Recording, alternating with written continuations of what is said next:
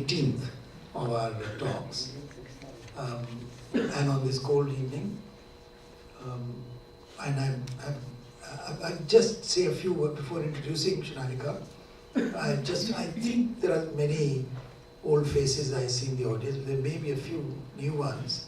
To simply say that the Greha organizes these talks in the fond hope that the architectural profession, which considers itself to be a purveyor of expert knowledge, is to try and get them to relate with their clients. Today we have the great privilege of having Dr. Shonaleeka Kaul, who is a historian of ancient India. I think a rare variety, rare bird I call it. So she has done an excellent book on the city. Well, she'll talk about it. And she's at the moment in Jawaharlal Nehru University at the Center for Historical Studies. And she's also part of a team of scholars, small team of scholars who are trying to write a new history of architecture. So we're very pleased that she's taken the time to come. And I'll just ask her to take over. I won't sit in the audience. Thank you, Ashish Ji, and thank you everyone for coming. It is a pleasant surprise, every one of you, because the weather is not conducive. I can fully appreciate that. I wouldn't have come myself if I didn't have to speak. Let's see what we can do today. So cities in history have had not just a spatial existence, but an ideational one, an existence in the realm of ideas.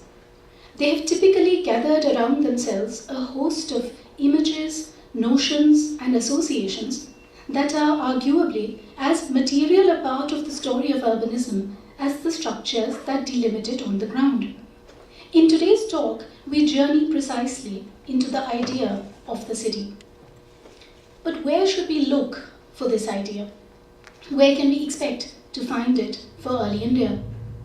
Ideally, we should be able to read it off the archaeological site.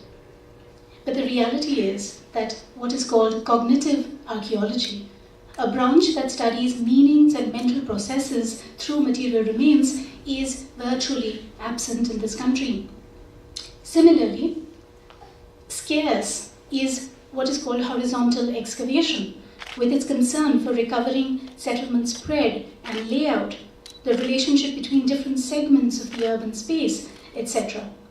Instead, there is a preponderance of vertical excavation, or cutting tiny sections through occupational deposits, or sometimes only through the city rampart, to obtain an idea of merely chronology and sequence.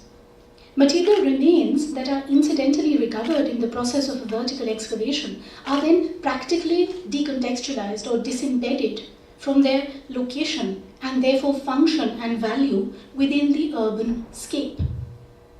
In any case, early Indian history writing has tended to be obsessed with an exclusively materialist understanding of urbanism, where, for instance, the very status of a civilization as urban is seen predicated on fluctuations in things like long-distance trade and artisanal production alone.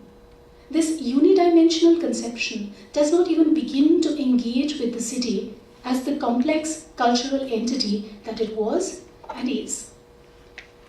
So where should we turn for the kind of exercise we have in mind, which is reading urbanism as a multilayered? I suggest literature.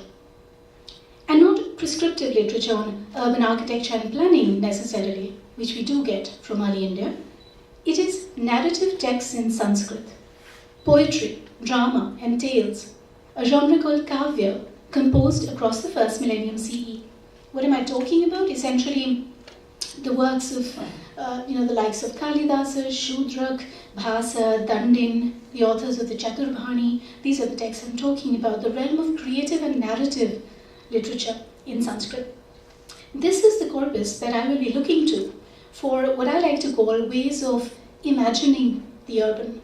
That is, ways of seeing and thinking the city in the past and rendering it as a social imaginary.